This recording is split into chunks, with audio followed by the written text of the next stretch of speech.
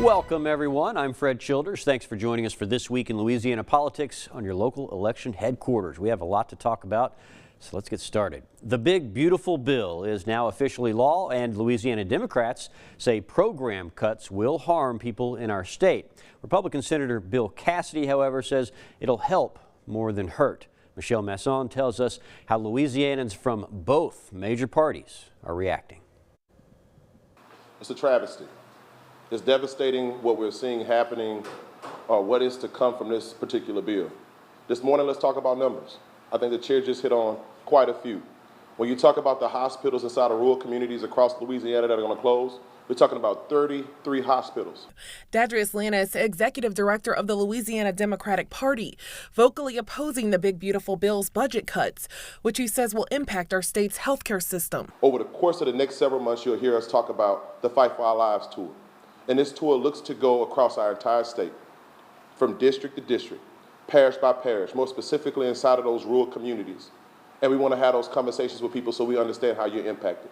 But U.S. Senator Bill Cassidy, who is a medical doctor, says our rural hospitals will be protected. Lots of concerns about the rural hospitals. We set up a $50 billion rural hospital fund to help protect health care for those who live in rural areas. So whether you're in DeSoto or Iberville, you can rest assured knowing that you have access to the care you need. Another point the Louisiana Democrats brought to the forefront were the Medicaid cuts proposed by the Big Beautiful Bill. Speaker Rustin Lloyd says his former partner needed Medicaid after being disabled and was negatively affected by similar budget cuts. He was in a bad car accident in 2013. But Senator Cassidy says disabled Americans will still have access to Medicaid. In Baton Rouge, Michelle Masson, Louisiana First News.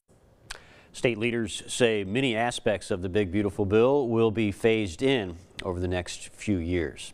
Well, Governor Jeff Landry was in New Orleans this week, joining members of the Trump administration to discuss the future of FEMA. The governor says 20 years after Katrina, FEMA is still flawed, but says he's in favor of fixing it. This stems from the debate surrounding President Trump's desire to phase it out. Landry says if that happens, he envisions a more efficient federal agency working closely with the state. Look, I think what we're looking for is some streamlining and coordination so that we get good, clear indications about what kind of money we're getting, how it's going to be spent, how fast can we implement it. Again, there's different stages of a response. There's the emergency phase, there's a recovery phase, and then there's a mitigation phase. As for the possible changes to the National Flood Insurance Program, Landry says he plans to continue conversations with the federal government. East Baton Rouge parents can now choose to get their kids to school without using a bus. Parents can decline school bus services.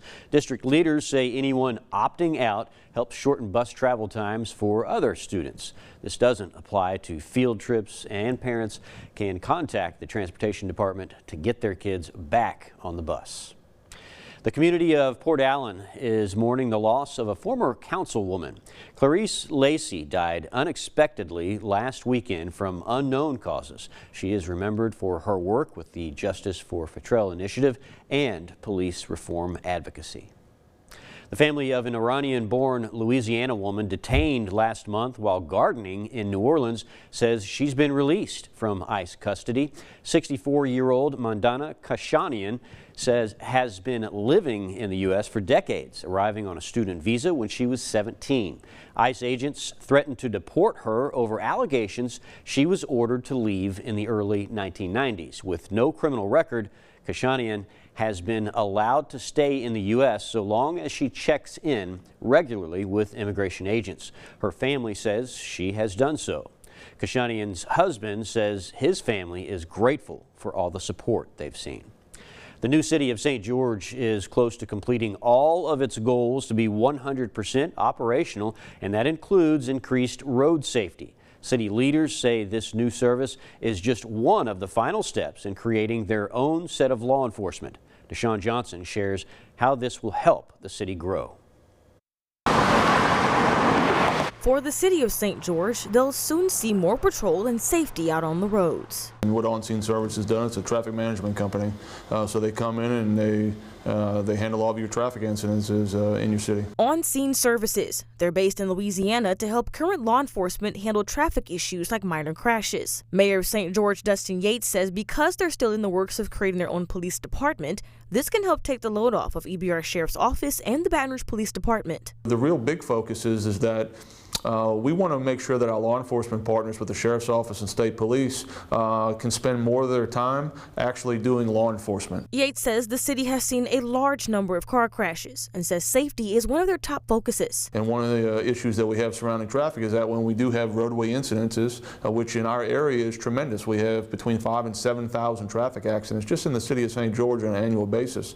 And the ability to get somebody on scene, expedite the process, and get those folks going where they need to go to us is really a huge importance. The process is the same when dialing 911 during a car accident. You dial 911, 911 call is taken to the Sheriff's Office, and the Sheriff's Office actually dispatches OSS based off the call level. With the contract created, this moves the ball forward towards their last steps on being able to provide their own services for residents. So within the next months, all of our contracts for service will be in place, and we'll be fully 100% operational as a city. We're very excited about that, and really just excited for the next year, and excited about the growth and the opportunities to make St. George the very best. Deshaun Johnson, Louisiana First News. Drivers can expect to see more on-scene service cars on the streets this fall. Coming up, some interesting stats on Louisiana's seemingly shifting electorate. Pollster John Couvillon tells us what it means for Democrats and Republicans. Stay with us.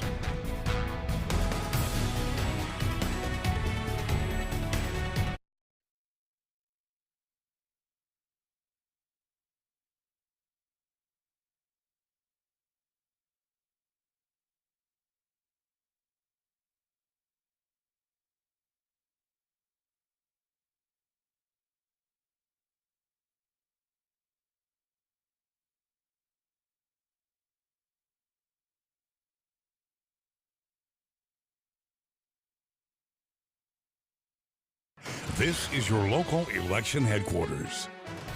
Welcome back to This Week in Louisiana Politics. I'm joined now by our friend John Couvillon. He is a pollster with JMC Analytics and Polling. John, welcome to the show. Thanks for having me on your show today. This will be a good interview. I'm excited. You have some new information on some research that you've done that gives us a little insight into party registration in Louisiana. What is that data? So what's interesting is that the Secretary of State periodically publishes voter registration data on the first of every month. And over time, the Democratic edge over Republicans with regards to registered voters has steadily declined. Well, this past month, when I was doing a deeper dive into the data between looking at active voters and inactive voters, and think of inactive voters as people who the Secretary of State has some doubt that they are a viable voter, but they're sending them a card to prove their legitimacy before they formally take them off the rolls. Well, anyway, on July 1st, for the first time ever, and this is purely looking at the population of active voters, Republicans actually have a plurality now, which has never before happened. And the Democrats' lead with all registered voters is solely due to the fact that they have a 2-to-1 lead over Republicans amongst inactive, or what I call the purgatory voters. So purgatory vote. Okay, so because of some new standards with the Secretary of State's office, there are now two categories, active and inactive voters. Inactive voters that number has grown? Well, what's happened, the standard that you refer to is actually, there's a law that has been passed and signed by the governor that now prescribes for an annual canvass of registered voters. And that canvass is basically saying that if we have reason to believe that you are not a legitimate voter, we want you to prove that you're legitimate before we take you off the rolls. This used to be done on a less frequent basis. And so as a result of 240,000 voters moving into inactive status during the month of June, due to this new law, that is what has caused this separation between the active voters and there being a Republican plurality versus the 420,000 inactive voters where there's still a 2-to-1 Democratic lead. So the inactive voters has sort of tipped the scale in favor of Republicans. Well, separating out the inactive and active, because before what happened was the number of inactives at the beginning of June was 240,000, and as a result of this canvass, it's gone from 240 to 420,000, and there was a high number of Democratic voters that there was a doubt as to whether they were regular participants, and so they're being put in the inactive list for now, and they, of course, will have to prove that they're a legitimate voter either by signing an affidavit or making a personal visit to the registrar of voters so that they can be allowed to vote in future elections. So 420,000 are now in inactive status? Correct. Wow. Out of 3 million, yes. Were you surprised by that? That's a high number. It is, but it is because normally I would think of that as like a couple 100,000 or less than 10%. But we're talking about basically 13, 14% of the vote being inactive. And by the way, one of the things that is always interesting to me is whenever we hear about how supposedly there's low turnout, well, I think the voter rolls are partially inflated with people who have not voted in years but have not been removed from the voter rolls. And so putting them in inactive status is basically the first step, or what I like to call the purgatory step, before they're formally removed from the voter rolls. And that's typically after an election, like a major election. Yeah, and with such a large number, and we don't know who's going to come back and say, hey, I actually am an inactive voter. We don't know what that number is yet. But 420,000 seems like a very large number. Are there implications for upcoming elections because of that? Yes. Yes, because at whatever point it is determined that they're not viable voters, they're going to be removed from the voter rolls.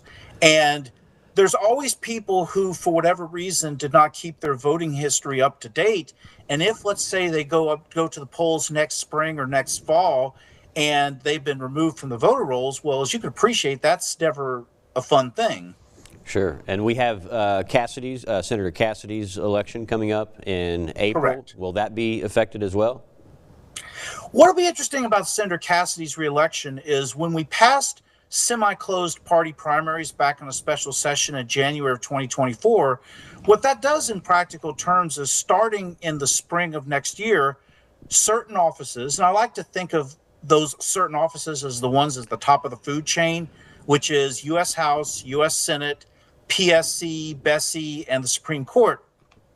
Those offices starting next year will have party primaries and party runoffs. And the implication for Senator Cassidy is rather than face 100% of the voters in November, which used to be the case, now in April, he's going to be facing an electorate that consists of Republicans and unaffiliated and independent voters. So in other words, 1/3 of the vote will now not be able to weigh in on whether he should be reelected. I'm referring, of course, to the Democrats and people in minor parties like the Libertarians and the Reform Party voters. They won't be able to vote for him either way until November of next year. So do independents have a say in this, or do they? Yes. Do they okay. And see, what's interesting about that, believe it or not, there is a separate independent party as opposed to people who are truly unaffiliated. And there was a law passed in this year's legislative session which basically dissolves the independent party and moves them into unaffiliated, which in all practical terms means they can now pick and choose if they want to participate in a Democratic or a Republican primary for those top of the ballot offices starting next year. Man, John, the takeaway for me is that legislation that gets signed into law, especially concerning elections, has certainly had an impact in the electorate in Louisiana. Yes, and the thing about it is, it's one of those things you really have to stay abreast of it, just because there's always bills that impact elections some way, somehow. And so knowing all these nuances enables you to have a greater understanding of, handicapping a candidate for next year's races. All right, and next election coming up in October, and I'm sure we'll be talking again about your polls. John Kuvian, thank you so much. Yes. Stay with us. We'll be right back.